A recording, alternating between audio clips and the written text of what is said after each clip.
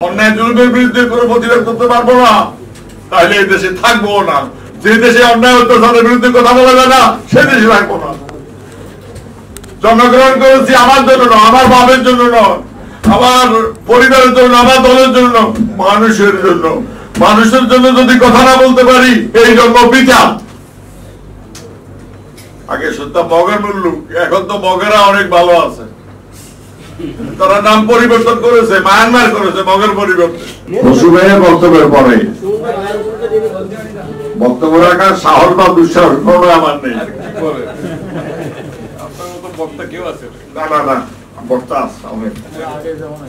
যারা মিথ্যা কথা বলে আমার চেয়ে খুব বক্তব্য দেয়, তাদের ঘুম হয় না মিথ্যা কথা না বললে, রাত্রে ভাত খাওয়া হজম হয় না। তারা খুব ভালো বক্তব্য দেন।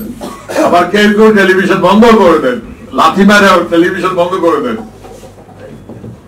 যাই হোক, নুরুল আমিন বসে আছে এখানে, আগে ইটালিতে ছিল, এখন ব্রিটেনে। আমি দেখতে পাচ্ছি অনেক চুপচাপ সত্য। আমি একটা কথা বলি জানি, সেটা হলো যার মাথা আছে কুসুমের মতো, যে চিন্তা করে, যার দর্শন নিয়ে আলোচনা করে, যারা অন্যায়ের বিরুদ্ধে প্রতিবাদ করে, যারা মিথ্যার বিরুদ্ধে প্রতিবাদ করে, যারা জুলুম নির্যাতনের বিরুদ্ধে কথা বলে, তাদের বাংলাদেশে বাস করা সম্ভব নয়। হারাম হয়ে গেছে বাংলাদেশে বাস করা। এই খুনিদের জুলুমবাজদের বাংলাদেশে বিতাড়িত করা ছাড়া, দেশকে উদ্ধার করা ছাড়া, সকল নাগরিকের বাংলাদেশ, সকল গণতন্ত্রের সকল নাগরিকের বাংলাদেশ অংশীদারিত্বের গণতন্ত্র। এরা যারা অন্যায়ের বিরুদ্ধে কথা বলে, তাদের রাজনীতি করতে দেবে না। বন্ধুরা, আমার সাথীরা, আমার আমি বক্তব্য বাড়াবো না, শুধু একটা কথা বললো, আমাদের জন্য নয়, নাসির ভাইয়ের জন্য নয়, জেএসির জন্য নয়, সবর সাহেবের জন্য নয়, আপনাদের মান ইজ্জতের জন্য। আপনাদের সম্মান নিয়ে স্বামীকে বেঁধে রেখে স্ত্রীকে নিয়ে গেছে কক্সবাজারে। একটা বাচ্চা শিশু বলতেছে আমি ভাত খাবো না, পুলিশ তাকে ধরে নিয়ে যাচ্ছে। ভাত খাবে না কেন? একটা 17 বছরের মেয়ে ভারতে ধরা পড়েছে, অনৈতিক ভাবে তাকে হোটেলে রাখা হয়েছে। কি বলবো, কোনটা বলবো? এমন কোন দিন আছে মেয়েদের উপর অত্যাচার হয় না, নারী নির্যাতন হয় না, পাশবিক অত্যাচার হয় না, জুলুম, খুন, অন্যায়, বেবিচার? উপজেলা নির্বাচন কেমনে করবে? একজন প্রার্থী এখন আইসিইউতে আছে, দুলাল বগুড়ায়। ছাত্রলীগ, আওয়ামী লীগ, কিশোর লীগ, কি লীগ, সব লীগ মিলে তাকে মেরে ফেলার চেষ্টা করেছে। এইটা জালিমের দেশ, জুলুমের দেশ। আমরা নাকি মুক্তিযুদ্ধ করেছি নাসির ভাই? আমরা মুক্তিযুদ্ধ করেছি, আমরা মুক্তিযোদ্ধা। এই জন্য অন্যায় জুলুমের বিরুদ্ধে কোনো প্রতিবাদ করতে পারবো না, তাহলে এই দেশে থাকবো না। যে দেশে অন্যায় অত্যাচারের বিরুদ্ধে কথা বলা যায় না, সে দেশে থাকবো না। জন্মগ্রহণ করেছি আমার জন্য নয়, আমার বাপের জন্য নয়, আমার পরিবারের জন্য, আমার দলের জন্য, মানুষের জন্য। মানুষের জন্য যদি কথা না বলতে পারি, এই জন্ম বৃথা। আগে শুনতাম মগের মূল্য, এখন তো মগেরা অনেক ভালো আছে, তারা নাম পরিবর্তন করেছে, মায়ানমার করেছে মগের পরিবর্তে। বন্ধুরা, আমার সাথে আমার কষ্ট সহ্য হয় না, কথা বলতে পারি না, বিশেষ কারণে আমি আসি না। আপনাদের প্রতি অনুরোধ, মান সম্মান নিয়ে যদি বাঁচতে চান, পশুর আর মানুষের তফাৎ কি, পার্থক্যটা কি? যে অন্যায়ের বিরুদ্ধে কথা বলতে পারে না, জুলুমের বিরুদ্ধে কথা বলতে পারে না, জালিমের বিরুদ্ধে কথা বলতে পারে না, তারা এই দেশে বাঁচার দরকারটা কি? সকল রাজনৈতিক দলকে অবৈধ ঘোষণা করে, 4টি সংবাদপত্র ছাড়া সবগুলো বেআইনি ঘোষণা করে আওয়ামী লীগের রাজনৈতিক পরাজয়, তার আত্মহননের শুরুটা ওই সময়।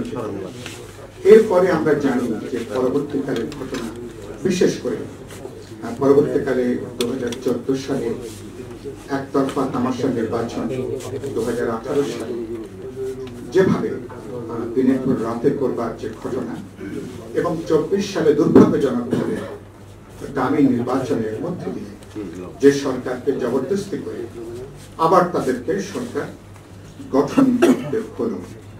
তো এই সমস্ত ঘটনাগুলোতে রাজনৈতিক দল হিসাবে আওয়ামী লীগ মুক্তিযুদ্ধ পরবর্তীকালে বাংলাদেশকে তারা যে নেতৃত্ব প্রদান করতে পারেনি, নেতৃত্ব প্রদান করবার জন্য তাদের যে রাজনৈতিক উপযোগিতা, তারা সেটা প্রমাণ করতে তারা যে পুরোপুরি ব্যর্থ হয়েছেন।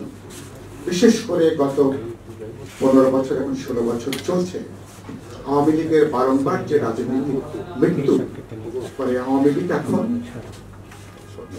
নিম্নবিত্ত মধ্যবিত্ত রাজনৈতিক দলের পরিবর্তে একদিকে আওয়ামী লীগ যেমন উচ্চবিত্ত ধনী মাফিয়া সন্ত্রাসী গডফাদার লুটেরা দুর্বৃত্তদের একটা সিন্ডিকেটে আওয়ামী লীগ পর্যবেসিত হয়েছে। আরেকটা হচ্ছে আওয়ামী লীগ মতাদর্শের দিক থেকে যে গণতন্ত্রের জন্য প্রধানত মুক্তিযুদ্ধটা ত্বরান্বিত হয়েছে। 9 মাসের মুক্তিযুদ্ধ করে দেশটাকে স্বাধীন করে 70 সালে মানুষের ভোটের ম্যান্ডেট আমাদেরকে প্রতিষ্ঠিত করতে হয়েছে। আওয়ামী লীগ আজকে পুরোপুরি সেই গণতান্ত্রিক মূল্যবোধ, সাধারণ যে ভোটের অধিকার, গণতান্ত্রিক অধিকারের সাধারণ যে প্যারামিটার, তার বিরুদ্ধে আজকে আওয়ামী লীগ অবস্থান গ্রহণ করেছে। ফলে আওয়ামী লীগ বঙ্গবন্ধু সে তারা স্মরণ করেন।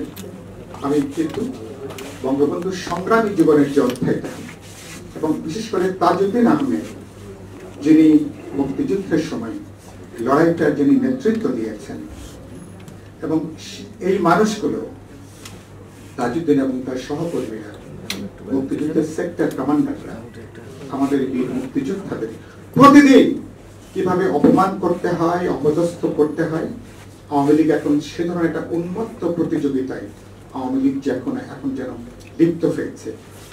এবং এদেরকে প্রতিদিন অপমান করার মধ্য দিয়ে আওয়ামী লীগ বাস্তবে মুক্তিযুদ্ধকে হেয় করছে, মুক্তিযুদ্ধের চেতনার বিরুদ্ধে তারা অবস্থান নিয়েছে এবং মুক্তিযুদ্ধের চেতনাকে বাস্তবে এখন তারা একটা যাতনায় পর্যবেসিত করেছেন। ফলে আওয়ামী লীগ মুক্তিযুদ্ধের চেতনাকে এখন একটা রাজনৈতিক পণ্য ছাড়া আর কোনো কিছু বাস্তবে আওয়ামী লীগ অবশিষ্ট রাখে। তো এটা আমাদের জন্য খুবই দুর্ভাগ্যের। এবং আমি মাঝে মধ্যে বলি রবীন্দ্রনাথের কবিতা যে তারা এখন মুজিবনগর সরকার দিবস আজকে গেছেন, বঙ্গবন্ধুর কথা বলে, কিন্তু তোমার পূজার ছলে তোমায় ভুলে থাকি। তো এখানে মুজিবনগর সরকার করছেন, তাজউদ্দিন আহমেদ, সৈয়দ নজরুল্লাহ তারা কিন্তু উপেক্ষিত। প্রকৃত মুক্তিযোদ্ধারা, সেক্টর কমান্ডাররা, বীর সেনানী তারা কিন্তু উপেক্ষিত। ফলে এরকম একটা জায়গায়, এরকম একটা চূড়ান্ত হীনমান্যতায় আওয়ামী লীগ আজকে নিজে